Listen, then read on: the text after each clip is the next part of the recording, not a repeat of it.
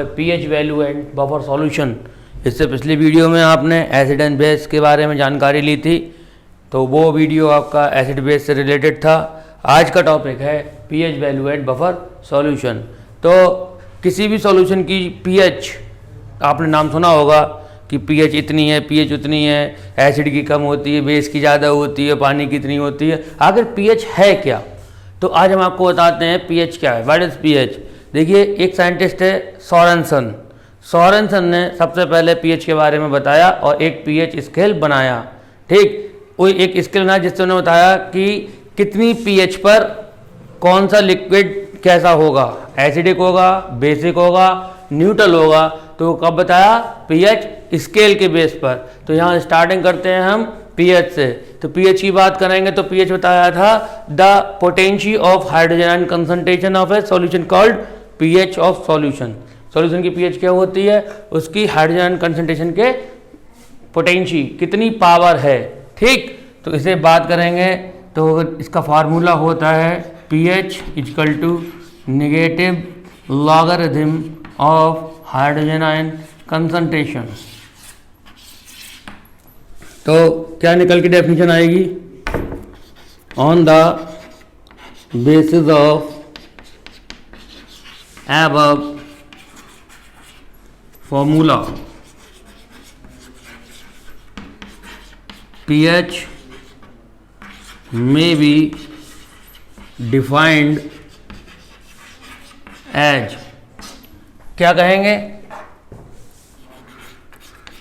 the negative logarithm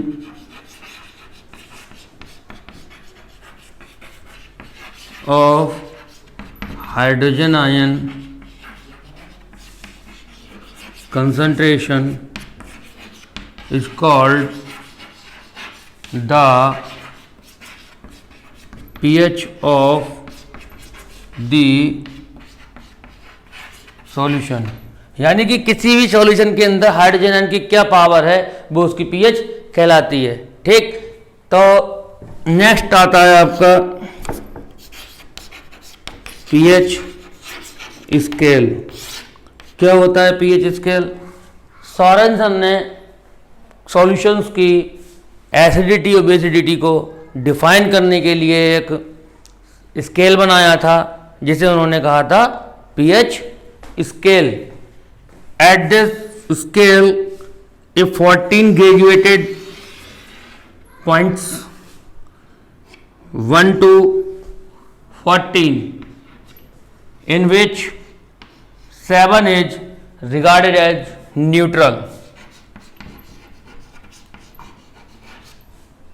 7 से ऐसे ऊपर जाएंगे तो सॉल्यूशन हमारा हो जाएगा बेसिक, और 7 से नीचे जाएंगे सॉल्यूशन हो जाएगा हमारा acidic.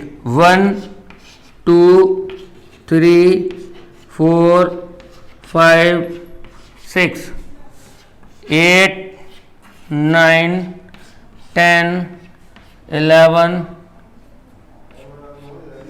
12 and 13। That is called pH scale proposed by Sorensen ने से बताया था। ठीक है, ये टॉपिक आपका हो गया पीएच वैल्यू का। देखिए, अभी आपने पीएच के बारे में देखा, अब मैं बताऊंगा आपको बफर के बारे में। बफर क्या होता है? The buffer solution are the solution whose pH value remain reserve even the addition of small amount of acid और बेस। कायदे में क्या है, आप किसी सॉल्यूशन में, जैसे वाटर है, वाटर में आपने क्या किया, एक बूंद एसिड डाल दिया, सॉल्यूशन कैसा हो जाएगा? एसिडिक। बेस डाल दिया, सॉल्यूशन कैसा हो जाएगा? बेसिक। यानी कि एसिड डालने पर उसकी पीएच 7 से डाउन पहुंच जाएगी और बेस डालने पर उसकी पीएच 7 से ऊपर पहुंच जाएगी। लेकिन यहाँ पर कुछ सॉल्यूशन ऐसे होते हैं जिनमें स्मॉल अमाउंट में एसिड या बेस डालने पर उनकी पीएच कोई चेंज नहीं होता। ऐसे सॉल्यूशन के लिए कहते हैं हम बफर सॉल्यूशन। ठीक, बफर सॉल्यूशन कितने प्रकार के होते हैं? 2 तरीके के। Number 1 acidic buffer, number 2 basic buffer. Number 1 acidic buffer. Acidic buffer क्या होते हैं? When the salt of weak acid with strong base is mixed with that weak acid, then the solution obtained called acidic buffer। यानी कि किसी weak acid में, ठीक है, किसी वीक एसिड में उस वीक एसिड के किसी स्ट्रॉन्ग बेस के साथ बना हुआ सॉल्ट, जैसे वीक एसिड कौन सा है आपका, एसिडिक एसिड, स्ट्रॉन्ग बेस कौन सा है, NaOH, NaOH और एसिडिक एसिड का रिएक्शन कराओ तो क्या बनेगा, सोडियम एसीटेट। तो ये क्या हो गया, ये हो गया salt of weak acid with strong base.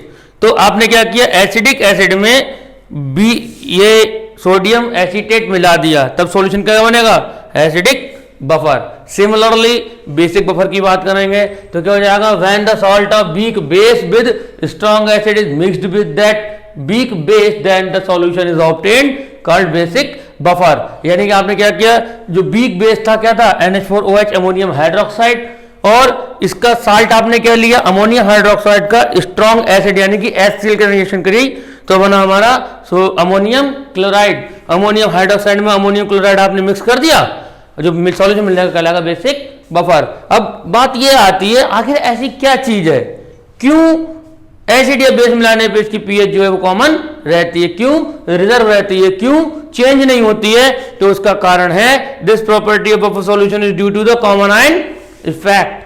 Common ion effect के कारण क्या होता है, इसकी पीएच जो है वो रिमेन कांस्टेंट रहती है।